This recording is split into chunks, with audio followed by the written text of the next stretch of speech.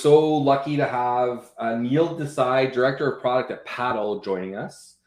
He's going to be talking about boosting LTV and how hard you should be trying to do that. Is that right, Neel? That's exactly right. Appreciate it, Gary. I appreciate you being here. I'm going to throw up your presentation. Feel free to jump in. I'll be back for some Q&A in a little bit. Awesome. Let's dive in. So thanks, Gary, for the introduction. Welcome, everyone. My name is Neel Desai. Like Gary said, I work at paddle.com, where I lead some of their product teams, and excited to chat a little bit about lifetime value today. So we have 10 minutes, so we're going to get right into this and hopefully have some time for questions. So first and foremost, not all retention is created equal. And what I mean by that is, over the last decade here at Paddle and at Profitwell, we've studied the financial and SaaS metrics data from over 30,000 different SaaS companies. What we've realized is that actually 40% of all of your retention comes from a subset of tactical levers that you can go implement tomorrow. And so hopefully in this next 10 minutes or so, I can give you some actionable tactics to actually drive LTV and boost retention, while you obviously work on those longer strategic things like finding the right customers and making sure that your product is really good. If you do some of these things, what can you expect? Well, what we've seen in the data is by implementing even just a couple of these strategies, you can have a massive impact on not only LTV, but reducing churn and improving net revenue retention as well. So with that, let's dive right in.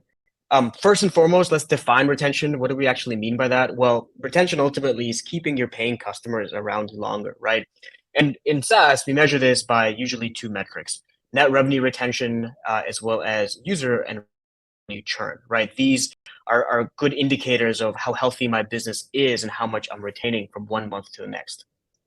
Now, when we think about like the different levers we have to actually drive retention, these are a number of different levers you have at your disposal to actually drive retention, right? Things like reducing your active cancellations or working on expansion revenue and recovering more payment failures. But the thing is to my earlier slide, not all retention is created equal. And some of these things like improving time to value or sells and upsells are actually strategic projects that'll probably take a lot of cross-functional effort.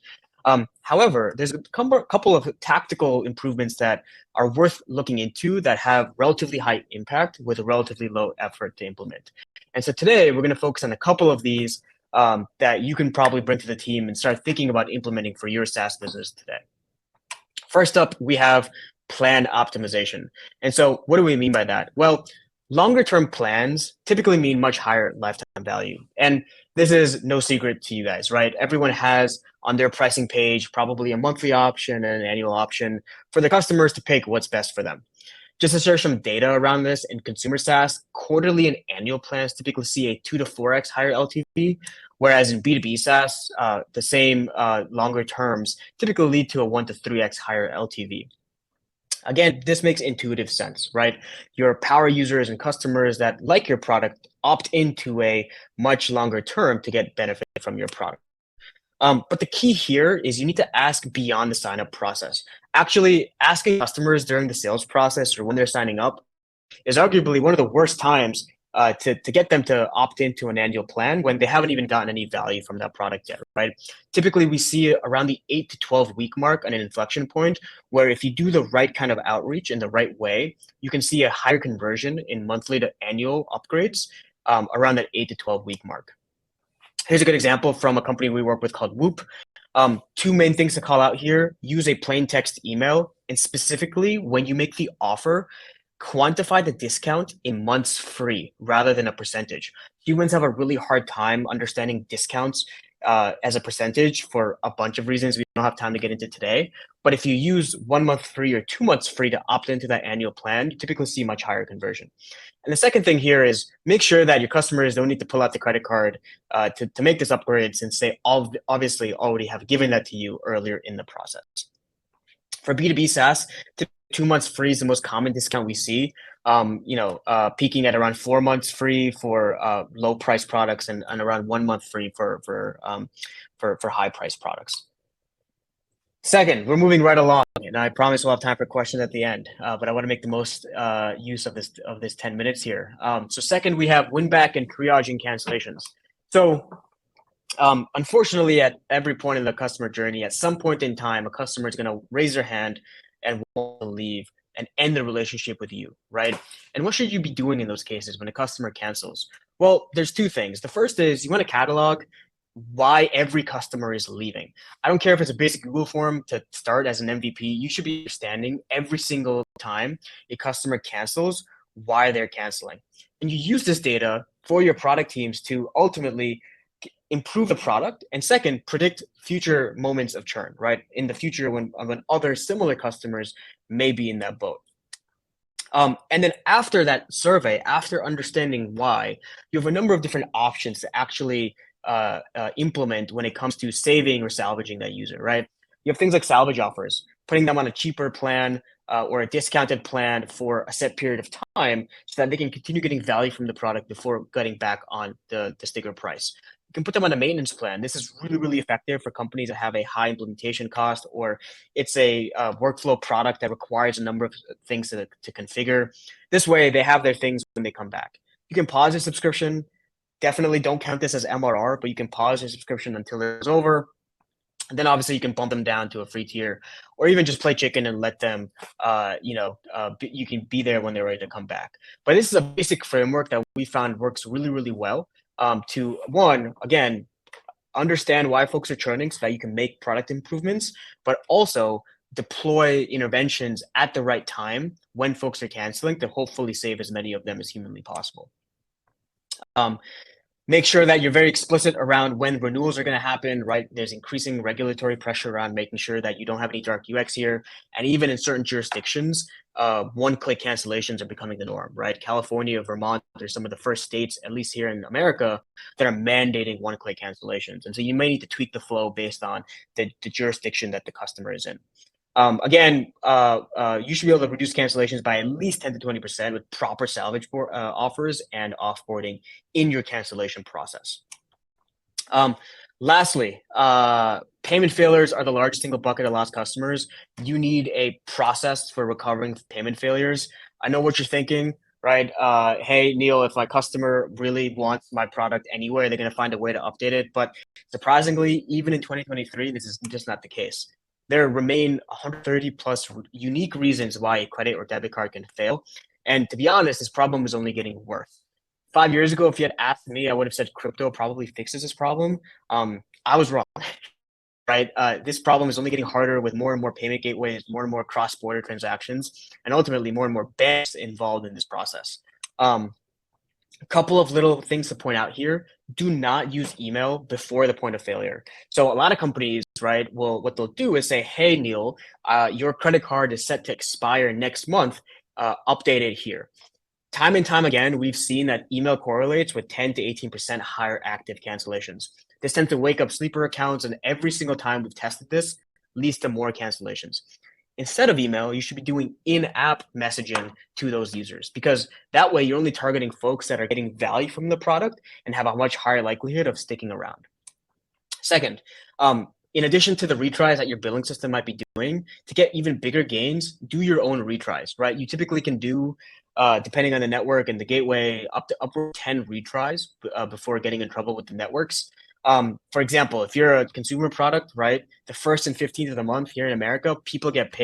And time again, we see recovery rates spike when you retry at that time, and you avoid a bunch of insufficient funds, right, declines. And lastly, do not use stylized emails. For these, plain text perform way better from a spam and filtering perspective, but also just, you don't want to sound like a bill collector, right? And when you send a plain text email saying, hey, your payment failed, we'd love for you to update it here. We've seen that typically result in 7 to 10% better conversion. And then lastly, make sure you're speaking in their language, right? If you have customers around the world in different countries, different jurisdictions, we've seen that localizing that copy to their native language can help by 10% or more as well. So with that, I believe we're at time. We're going to have Q&A here. But if anyone wants to reach out and dive deeper and do a proper retention audit where we score, your retention efforts along all of the different frameworks we've talked about today, happy to chat and get an analyst to kind of look through that data. Just send me a note at neeldesai@paddle.com and we're more than happy to help. But with that, I believe we're right at time, and we'll see if we have any questions. Hey, Neel, well done, buddy. And thank you so much for the offer. For anyone watching, listening, please take advantage. The team at Paddle are amazing. I'm a big fan of that organization, big fan of Neel. Neel, is there a product that helps with like recovery? I think there is. There is, and there's a number of products on the market, right? Selfish plug, Paddle has a tool called Profitable Retain that helps with this, and so that may be a good fit. I think it some of it just depends on your existing infrastructure, right? The billing system you're using probably has some basic things out of the box, and then obviously companies may be doing things internally. So I encourage folks to check out Retain if that's helpful, but your billing system may have some things out of the box as well. Awesome. Neel, I think with anything related to like payments specifically, people are just afraid of like experimentation. People are afraid of like making it too complicated or breaking something. I think a bunch of the numbers you show are strong enough reason to like get over that fear. But what else would you say to those people? So I think the thing to remember here is like, everything I showed you here it's a game of inches. And I don't think everyone has 1,000 different priorities and product constraints and limited engineering resources. And so one thing I'd encourage teams to think about is like, aim for one experiment a quarter, right? One experiment a quarter, set a hypothesis, track your results. If it works, great, fold it into the kind of default experience. If it doesn't, kill it. But that way you build this muscle of running experiments and making it better. Suddenly you look back after 2 years and you have a dozen different things and you have something closer to what I showed you today, right? Alternatively, nothing happens, nothing gets prioritized, and you're kind of where you began. And so I think it is intimidating. I would recommend folks think about this as an ongoing process, and very rarely one of these things is a silver bullet. It's going to require stacking a number of these interventions on top of each other to ultimately get to where you want to be. One thing that I found interesting was thinking about this right up front in terms of like your plan terms, the length of the plan. How often you see people experimenting with that, and how impactful do you think that really is to think about it? I guess term length is one lever, pricing is another lever. How important is that to think about that on the regular? Yeah, I think so when I think about like me as a buyer, right? And I bought a bunch of SaaS over the years, and what's like an amazing buying experience, the number one thing I want to avoid is buyer's remorse, especially and like if I have a complicated procurement process and I got to get through a bunch of internal hurdles. And so as a seller now, I want to make it as easy as possible for buyers to buy my product, especially if I believe in the value proposition. Like if I know that my product is going to add value to you and your team, I should remove as much friction as humanly possible. And so that's why I think like, and not only in a PLG motion, but like for sales assisted, we get into this, like, let's talk about term and payment methods and invoicing terms. And like, we get into all of this complicated stuff, which I understand needs to happen at some point, but most people just want to like get in and play with the tool and try it and make sure it gets value. And that's why I think like month to month is such a hack for enterprise products, because it reduces that risk considerably so that people can try it. And then 2 to 3 months in, you've proven that value, it becomes a no-brainer. We have folks coming to us saying, hey, like, can we get a better rate if we upgrade to annual? And the answer is, of course, right? Because you want that relationship. So I'd say I think about like, if this is remotely adding friction to your buying process, think about delaying that to after the sale. And then again, this is one of many levers you have, right, to kind of work with and find a way to have a win-win kind of relationship with your customers. Cool. Neel, your timing was like impeccable. We're pretty much there.